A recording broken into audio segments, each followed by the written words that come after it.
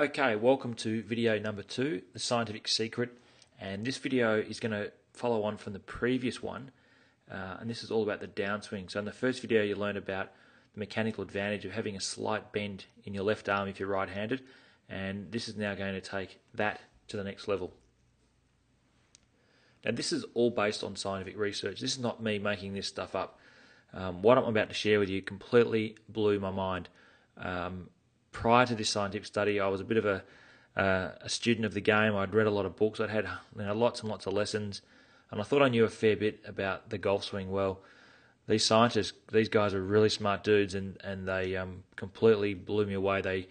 What they taught me and what I learned here dispelled so many myths about the golf swing, and we presented the information all around the world. We presented to people from the American PGA, the Canadian PGA. We went to Asia.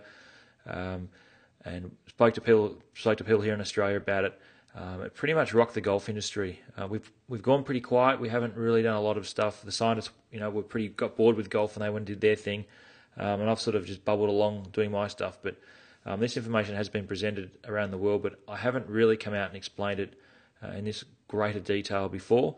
And I reckon you're going to get something out of this. So let's move forward. So what is the best way to start the downswing?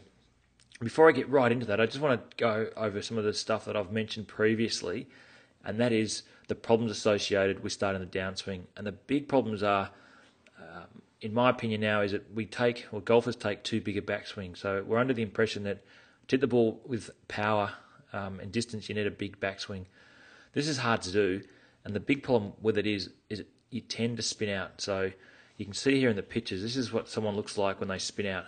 So they've got a lot of body rotation. The club goes outside their hands, and from looking down the line, you can see the club's way over here. And this is just a classic position for someone who's got a slice and an absolute lack of power.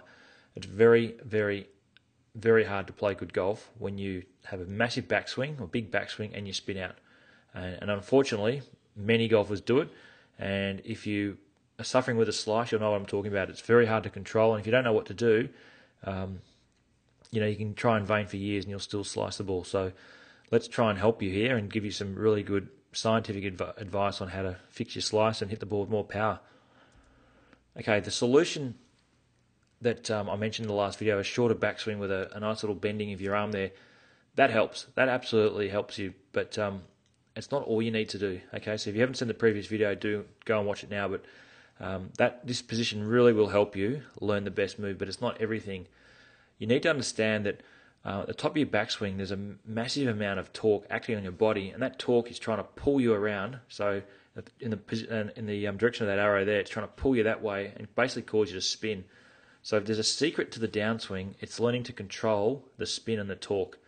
And you actually do that by using your back leg, your rear leg. And the best way of doing that is to feel like your rear leg is staying really still. And what the scientists actually discovered, and you can't see this, right? So the naked eye, it's impossible. You need special machinery and electrode placed on the leg muscles to see it. But the leg's actually, in really good players, is actually trying to turn the opposite direction. It's trying to turn away from the target. And what that gives you is a splitting of the knees. So the knees are wide apart. So you can't have a lot of leg drive and spin. So generally, when you take a big backswing and then you drive and spin your body, you get into a position like this. Now, this isn't the best photo I've got to explain it, but it's only one I had it with my leg drive here. But you can see a massive amount of hip turn. And the only way to play good golf from a big leg drive is to have the club drop way behind you. And typically, good golfers do this. They play with a big hook. Poor players, the club will actually come way over the top, and you'll have that big slice. But you really want to minimise the amount of spin and overturning on downswing, and you do that by resisting the turn with your rear leg. So I'm just going to take you through some learning cues here. A good learning cue is that your rear foot stays flat on the ground well into the downswing. Another one that works really well, and this is one that I've worked on a lot, is it feels like your back is staying to the target on the way down. And a good way to do that is actually feel like you start the downswing with your hands and arms, not your body. And when your body does move, it shifts laterally towards the target. It's not spinning. And this is probably a really hard thing for you to understand.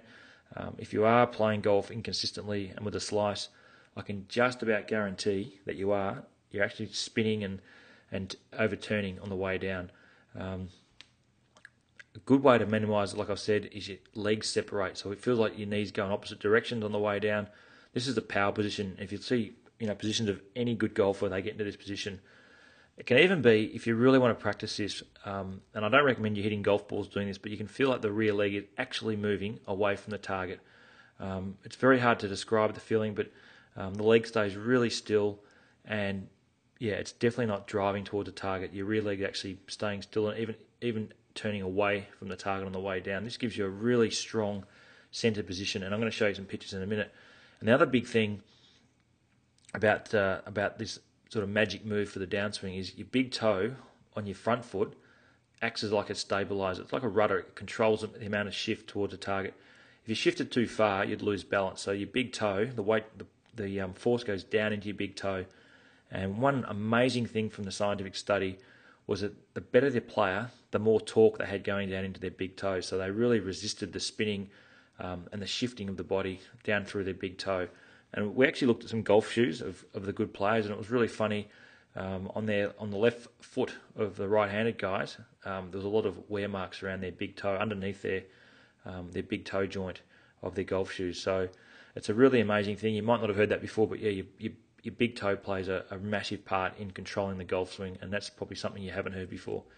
So look, here's a diagram, and again, excuse my poor graphics here. I'm not a graphic designer by any stretch, but I've tried to highlight the downswing move. And the first thing I want to highlight is that this arrow here is trying to symbolise the fact that the golf swing, the club is moving away from your shoulder on the way down. You're starting the downswing with your hand, so that's very important. Your head sort of feels like it stays relatively still. This is symbolising a little bit of a lateral shift towards a target. So hips sort of move in that direction on the way down. There's no spinning whatsoever. Backs to the target, and there's a shifting of the body laterally towards the target. This arrow here is trying to highlight the fact that the rear leg feels like, if anything, it's turning away from the target, and then the knees are separating. And the big cue here, the big key here, is that all the weight is going down into the big toe. So your left foot is flat on the ground, and if anything, there's a little more weight going into the inside of it, and that really helps stabilise this shifting motion of the golf swing. It's very, very important. Now, I actually call it your stacked position.